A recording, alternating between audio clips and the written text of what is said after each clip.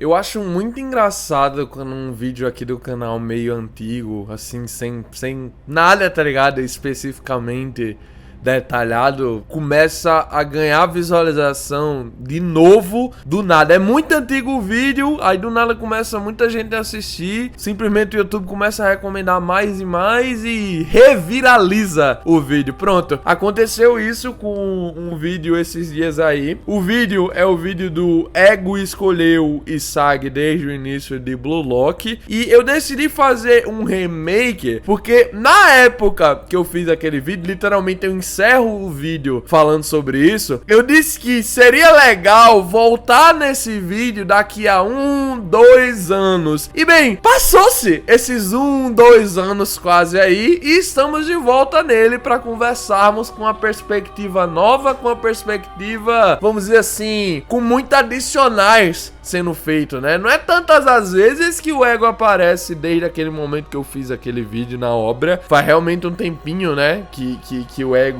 não tem, vamos dizer assim, um protagonismo total durante um volume inteiro dentro da história. Aqui na Liga Negoísta ele aparece mais em momentos chaves aqui e ali, só pra fazer um adicional, coisa aqui, coisa e tal. Só que na próxima saga também, né? Se for parar pra pensar, na próxima saga nós vamos enjoar de ver a cara dele. Então eu entendo ele ficar afastado por tanto tempo. E, cara, eu queria dar uma comentada, uma recomentada nessa teoria que simplesmente pegou 100 mil visualizações. Se eu não me engano, é a teoria mais viral de todo o canal.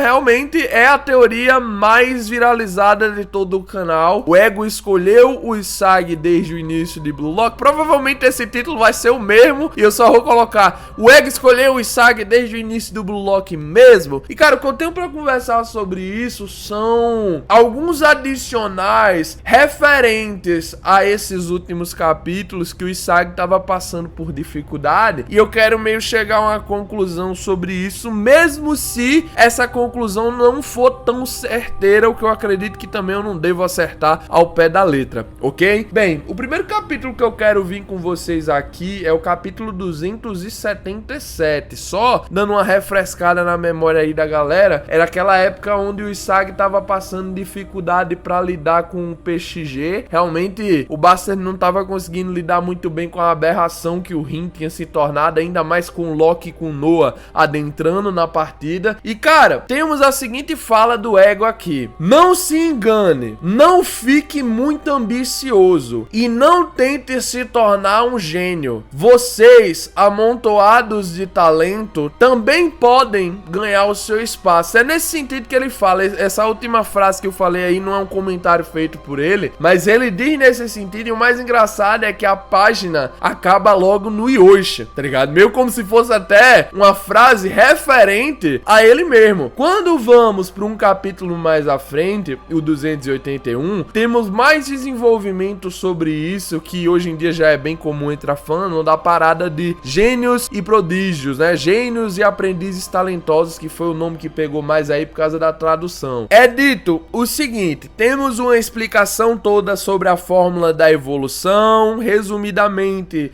o Ego chega à conclusão que basicamente os gênios mutantes com habilidades físicas anormais e jogadas incríveis se tornam pontos de singularidade, só que ao analisar os gênios e formar novas táticas ou usar dados para enfrentá-los, os aprendizes talentosos desenvolvem jogadas usando uma nova lógica. É assim que o futebol evolui. Tem realmente essa balança, né, equilibrada, de um lado e do outro. Um ajuda o próximo a evoluir, mesmo que de maneira indireta. Chegando a essa conclusão, o Ego vai e fala o que, cara?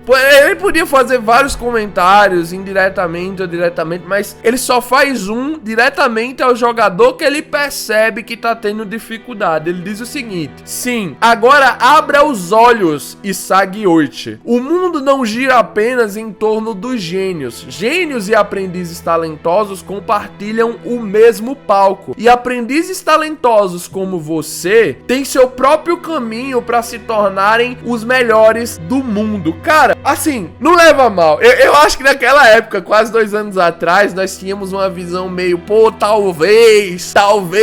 Só que hoje em dia fica tão claro, tão evidente que vai ter alguma conotação ali para se envolver o Ego e o Isagi mais à frente na obra, tá bom? Eu até tô curioso pra ver qual vai ser o primeiro diálogo entre os dois depois que a Liga Negoísta acabar, até porque, cara, literalmente, eu acho que talvez não esteja tão na cara, né? A galera que vem no anime, não tá tão na cara, então vamos pra mais um capítulo. O capítulo é o 285, e olha o que esse infeliz do Ego fala, cara. O que eu queria era a injeção de fogo que teríamos quando os jogadores de nível mundial entrassem com os maiores egos do mundo dentro da Liga Negoísta e finalmente levassem isso a sério. Foi uma aposta pra ver quem conseguiria resistir, mas Itoshi Rin e Isagi e Oichi conseguiram adquirir mentalidades e técnicas para sobreviver nessa atmosfera de loucura. Agora, essas sementes da evolução vão provar que possuem originalidade capaz de mudar o mundo. Agora é hora do nascimento de um novo herói egoísta. Eu sei que ainda não finalizamos a partida, muita gente já teoriza que esse herói vai acabar que por sendo realmente o Isagi Oishi, independente de que seja ele fazendo o gol final, ou fazendo uma assistência, ou participando da jogada finalística, visualizando ela, etc e tal, independentemente disso, tá bom, pessoal? Eu trouxe esses 3 capítulos diferentes e esses monólogos do Ego dentro desses 3 capítulos diferentes, porque você percebe que todos eles têm uma direção muito cravada ao Isagi. Primeiramente é o Isagi tendo problemas, o Ego percebendo que o filhinho dele ali tá querendo caminhar de forma cabisbaixa, tá querendo desistir, depois ele mostra a fórmula ideal, o Isagi tem que aceitar que ele não é um gênio e tá tudo bem isso, ele também tem seu caminho pra seguir, e depois nós seguimos com o Ego destacando o número 1 do Blue Lock e o Isagi juntos, dizendo que é a partir desses dois que vai acabar surgindo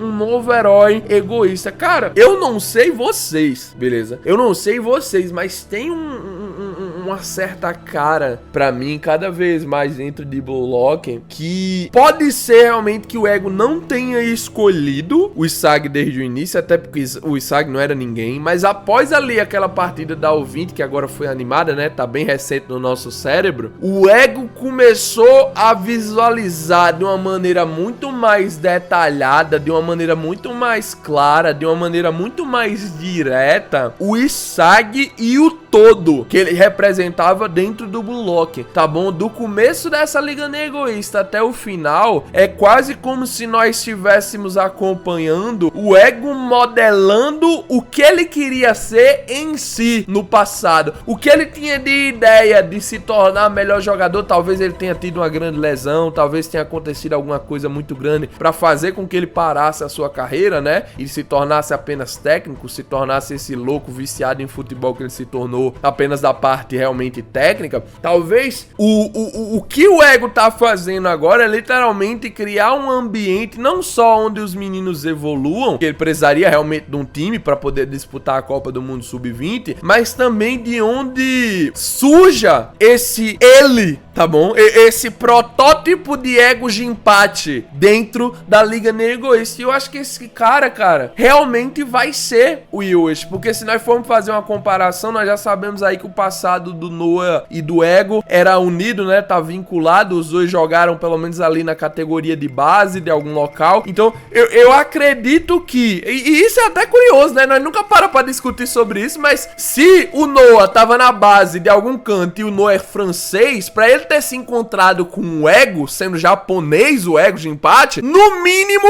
o Ego deve ter ido pra Europa, né? Jogar futebol na Europa. Então, nesse caso aqui, cara, são muito altas as chances realmente do Ego ter chegado num nível ali, pelo menos de já ter uma clara visão de como desenvolver seu futebol, ele ter tido que parar por causa de alguma coisa, e agora ele já saber toda a teoria por trás, até através da experiência do que ele deveria fazer, só que não pôde fazer e tá agora simplesmente executando isso em outros. Essa peneira da Liga Negoísta realmente vai acabar sobrando apenas um grão, e esse grão e essa semente, até como o próprio Ego ego coloca, né? Vai ser o novo herói egoísta, que eu acredito que seja sim, gente. Eu acredito que seja sim o Isagi, ok? Porque o Noah é gênio. Fazendo a comparação, provavelmente o ego Jinpachi era do tipo prodígio, tá bom? Era do tipo realmente aprendiz talentoso. Então, fazendo a comparação, o Rin é quem beiraria, pelo menos na comparação de tempo, né? Na época do ego ainda jogando bola, o Rin é quem seria um representativo do Noah,